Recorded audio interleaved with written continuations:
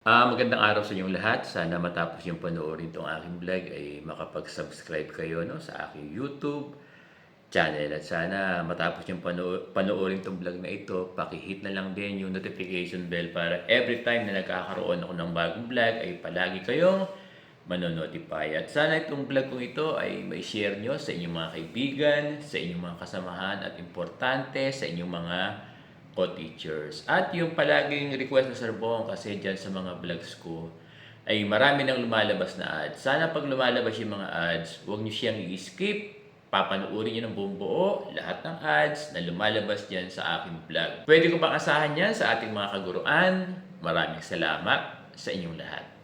Bago natin puntahan yung ating main topic ngayon, magkwentuhan muna tayo about PBB kasi maraming guro ang palagi ang nagtatanong kay Sir Bong, nagchat-chat ng PPM, nagko-comment sa YouTube channel kung kumusta na raw yung PBB.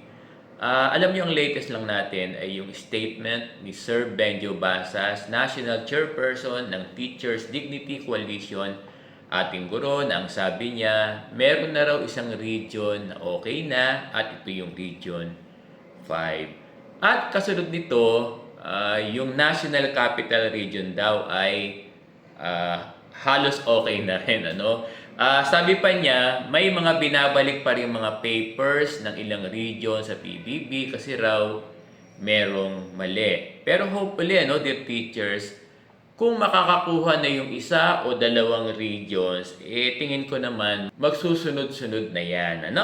Yung mga binabalik naman ng mga papers ng regions, to my understanding, ay nakukomplain naman yan agad. Kaya wag tayong mainip. Dear teachers, talaga magpapatuloy pa rin tayo na magantay ng PBB. Puntahan na natin yung ating main topic ngayon, Kasi may mga master teachers na nagtatanong tungkol doon sa mga concerns nila.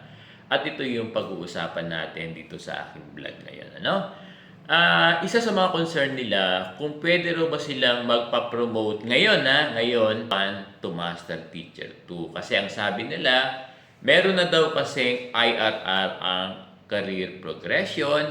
Hindi ba raw makaka-apekto yung application nila ngayon sa pag-a-apply nila ng Master Teacher 2. Alam nyo, dear Master Teachers, kahit may IRR na ang career progression, wala pa namang implementation nito sa ating mga division office. Kaya kung ano yung existing policy sa reclassification and promotion ng Master Teachers, ito ay magpapatuloy pa rin. Kaya kung ang tanong ay pwede pa ba kayong mag-apply ng Master Teacher 2 sa ngayon, ang sagot ay pwedeng-pwede.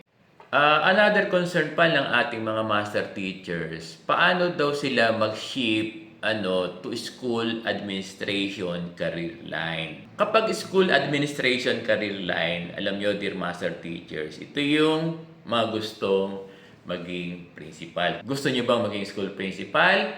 Kung gustong mag-shift ng isang master teacher to school principal, dapat ma-meet niya yung mga qualifications ng isang school principal 1. Alam niyo by now, wala pa kasing guidelines sa mga qualifications ng principal 1 base sa IRR ng the Expanded Career Progression. Pero meron na tayong existing guidelines for Principal 1. And one thing sa career progression, kung mag-shift ang master teacher to Principal 1, ang sabi ng IRR ng Expanded Career Progression, dapat mapasahan nyo yung school head assessment. Hindi lang natin alam kung yung sinasabing assessment dito sa IRR ay itong NCLEX. Ang tanong pa ng ating mga master teachers, sa career progression po ba, Sir Bong, master teacher lang ba ang pwedeng mag-shift to Principal 1? Ang master teachers at head teachers ay maaring mag-shift to school head. Yan ang sinasabi ng IRR ng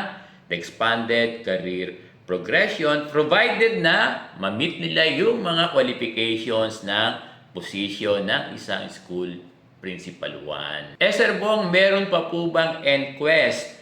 Ang term sa IRR ay School Head Assessment. Hindi pa tayo sure kung same lang yung School Head Assessment at NQuest. Alam nyo, sa IRR kasi ng parameters na binabanggit for school principal, hindi pa nababanggit yung ENQUEST. Ang sinasabi doon sa IRR ay School Head Assessment. Pero pwede rin naman natin maging assumption na itong binabanggit na School Head Assessment ay hindi ENQUEST. Ito pa yung concern ng ating mga master teachers. Ang tanong nila, Sir Bong, ilang oras po ba dapat magturo ang master teacher? Kasi sinasabi, napakalaki ng mga sahod ng master teacher, kaya dapat mag-stay sila ng mahabang oras. Pero alam nyo, dear master teachers, pareho lang din sila. Ang master teachers ay pareho lang din sa teachers 1, 2, 3. Kung ang teachers 1 to 3 ay 6 hours lang, ang mga master teachers din ay 6 teaching hours din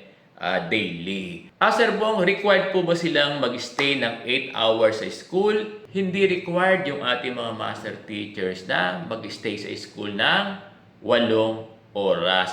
6 hours, stay lang din yung ating mga master teachers. Alam nyo, nasa mga master teachers na yan kung mag-stay sila ng 8 oras. Kung gusto nilang mag-stay dahil gagawa sila ng kanilang DLL, lesson materials, lesson presentation, and others. Actually, yung mga guro din natin, kung gusto nilang mag-stay sa school ng 8 oras para gumawa ng lesson plan or DLL and other works related to their teaching, ito ay pwede. Pero lahat sila, yung teachers 1, 2, and 3, and our master teachers, hindi sila pwedeng i-require o mag-stay ng 8 oras. Meron ba kayong natutunan sa vlog ni Sir Bong ngayon?